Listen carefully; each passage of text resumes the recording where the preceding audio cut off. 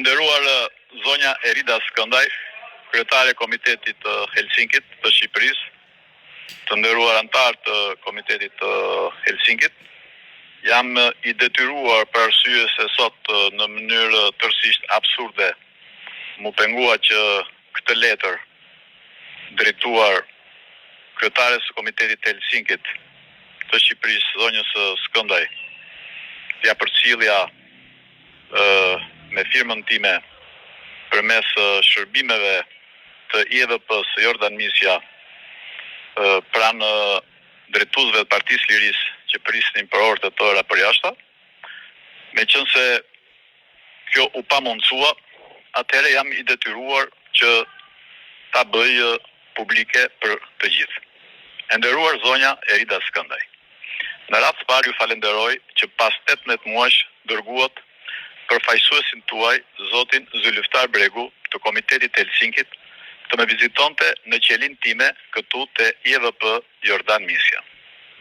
Së dyti ju falenderoj se vetëm pas konstatimit nga ana e përfaqësuesit tuaj se në tualetin e kësaj qelie nuk kishte drita,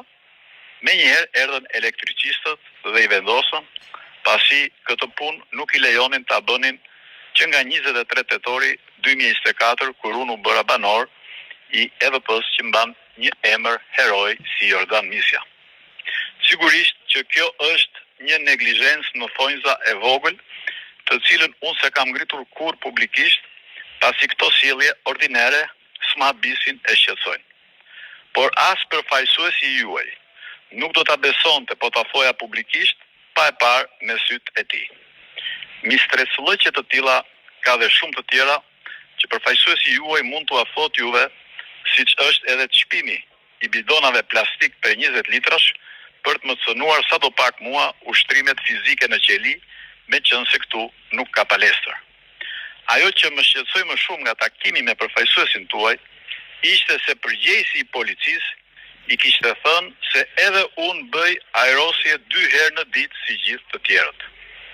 Unë i kërkova ballafaqim përfaqësuesit tuaj me këtë përgjegjës policie, emrin e të cilit ai nuk e dinte ose nuk ma tha. Po kështu jam i hapur në çdo kohë në praninë tuaj apo të përfaqësuesve të Komitetit të Helsinkit që të ballafaqohem me këtë përgjegjës policie që mashtron Komitetin e Helsinkit. Që nga dënimi im, pas komunikimit telefonik me gazetaren Aida Tonçilla, në fillim të korrikut 2025, përmes numrit të avokatit tim zotit Sakani, unë bëj vetëm një herë në ditë aerosje ndryshe nga 500 banorët e tjerë të IEVP-s Jordan Misja, dhe këtë e din dhe e shohin të gjithë këtu përveç këtij shefit të policisë. Po kështu duhet të dini se edhe sot e kësaj dite, edhe pse kam kërkuar zyrtarisht, edhe përmes avokatit tim, ende nuk na është dhënë vendimi zyrtar se përse jam dënuar unë nga Komisioni Disiplinor i IEVP-s Jordan Misja që në fillim të korrikut 2025. A nuk kam të drejtë edhe unë si çdo qytetar që të njihem me bazën ligjore dhe arsyet e këtij vendim dënimi? Po kështu, pse të mohohet e drejta edhe mua si çdo qytetari tjetër për t'u ankuar? Akoma më e rëndë është përgjigja për ju e drejtorit të përgjithshëm të burgjeve që vlerëson se çfarë duhet të them unë në media kur pyetem, apo se nuk duhet të flas për çështjen penale kundër meje, pasi kjo mund të shqetësojë prokurorët. Pra, të tjerët kanë të drejtë të shpërndajnë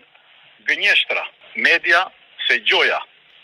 ka ndalë fakte të reja nga hetimi kundër Metës, se Gjoja Meta ka përdorur karta amerikane, ndërsa unë nuk pas kam të drejtë të them të gjithë shqiptarëve se jo karta amerikane dhe europiane, por kur s'kam patur mundësinë të përdor as kartë shqiptare. Në një vend demokratik, jo vetëm prokurorët kanë të drejtë të akuzojnë, apo edhe të abuzojnë për fat të keq, dhe kjo varet nga personaliteti i tyre, por edhe akuzuari ka të drejtë të mbrohet publikisht dhe të distancohet nga gënjeshtrat në adresë të tij. Nëse i pandehuri intimidon prokurorët apo dëshmitarët, të cilët në rastin tim nuk ekzistojnë,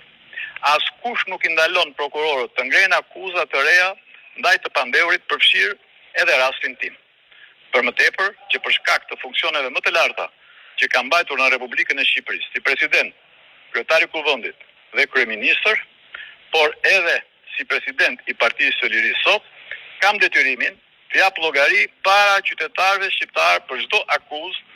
apo trillim kundër personit tim. Nuk mund të jetë cënim i jetimit, zonja kryetare, të kërkosh publikisht që të pyetet personi konkret shqiptaro-amerikan që prokurorët s'kan dashur ta bëjnë deri tani për 4 vite me radhë. Edhe vetë gjyqtarja, zonja Irena Gjoka, e konstatoi këtë mangësi të hetimit në dosje dhe ja la për detyrë gjykatës së themelit për ta zgjidhur në të ardhmen. Nuk është cënimi i hetimit, zonja kryetare, që të kërkohet që letër porosit drejtuar Shtetet Bashkuara të Amerikës për lobimet të bazohen mbi kontratën e ligjshme të LSI-s me GSI-sën të regjistruar në Shtetet e Bashkuara të Amerikës dhe në Shqipëri, dhe që çdo gjë të bëhet transparente sipas kësaj kontrate, si e vetmja mënyrë për të verifikuar nëse ka shkelje të ligjeve amerikane apo shqiptare dhe cili apo cila palë apo person është përgjegjës për këto shkelje nëse janë të vërteta në SBA apo në Shqipëri. Keqpërdorimi i paraburgimit tim si mjet persekutimi politik dhe njerëzor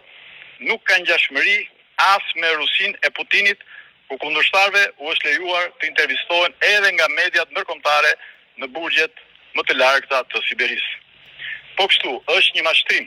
që ju është bërë juve se gjoja jam lejuar të takohem me zotin Tedi Blushi. Që nga qershori 2025, asnjë takim shtesë nuk më është lejuar dhe pranuar me zotin Tedi Blushi. Madje ende vazhdon i bllokuar në mënyrë të paligjshme numri i tij i telefonit pavarësisht nga rekomandimi i avokatit të popullit.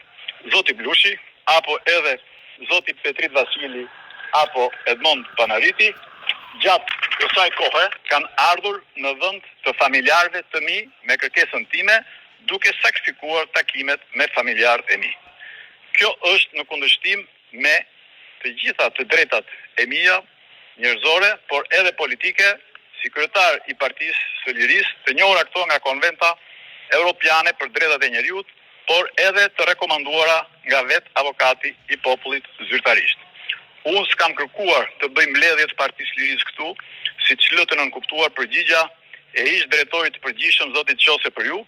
por të kem mundësinë që përveç 4 takimeve familjare, si çdo i paraburgosur tjetër në Republikën e Shqipërisë, të kem takime shtesë me deputetët e Partisë së Lirisë apo drejtues të caktuar të saj, siç ka ndodhur para zgjedhjeve të 11 majit 2025. Po kështu, ju keq informoheni kur ju thuhet se s'ka patur kërkesa nga ne për të dhënë intervista në media, kur janë me 10 kërkesat e gazetarëve të njohur për të më intervistuar. Disa prej tyre kanë marrë leje edhe nga SPAK-u, por janë bllokuar nga drejtoria e përgjithshme e burgjeve që ju ka gënjur juve. Ne do t'u vëmë në dispozicion të gjitha kërkesat e gazetarëve dhe përgjigjet e SPAK-ut apo të drejtorisë së përgjithshme të burgjeve. Unë, zonja kryetare, nuk kërkoj asnjë trajtim të privilegjuar, por të drejta të barabarta si gjithë të paraburgosurit e tjerë dhe po kështu garantimin e të drejtave të mia politike, ku kryesorja është heqja e pengesave të paligjshme të komunikimit telefonik me zotin Blushi, si sekretar i përgjithshëm dhe kryetar i grupit parlamentar të Partisë së Lirisë dhe drejtues të tjerë të kësaj force politike, lejimi i takimeve me deputetët, pasi siç ju keni konstatuar me të drejtë, ndalimi i këtyre takimeve ka qenë i paligjshëm dhe i parregullt nga drejtoria e burgjeve. Në pamundësi për të ardhur e për t'ju takuar në zyrën tuaj, unë ju mirpres në çdo kohë nëse ju e gjeni atë për të biseduar edhe çështje të tjera që kanë të bëjnë jo vetëm me standardet e paraburgimit, por edhe të vetë gardianëve dhe të punonjësve të burgjeve, që janë edhe më të vështira. Të mos harrojmë se nuk ka vetëm të paraburgosur, të cilët fatkeqësisht janë të shumë që kanë humbur jetën për arsye shëndetësore, apo që kanë vrarë veten, po për fat të keq kemi patur edhe raste të gardianëve që kanë bërë vetvrasje. Edhe një herë duke ju falenderuar për dërgimin e përfaqësuesit tuaj të Komitetit të Helsinkit në qelinë time dhe duke shpresuar në mirëkuptimin tuaj në bërjen publike të kësaj letre, me qëllimin e vetëm që përmes transparencës të përgënjështroj të gjitha të pavërtetat që ju janë raportuar juve dhe Komitetit të Helsinkit nga autoritetet përgjegjëse për shkeljen e të drejtave të mia, njerëzore dhe politike,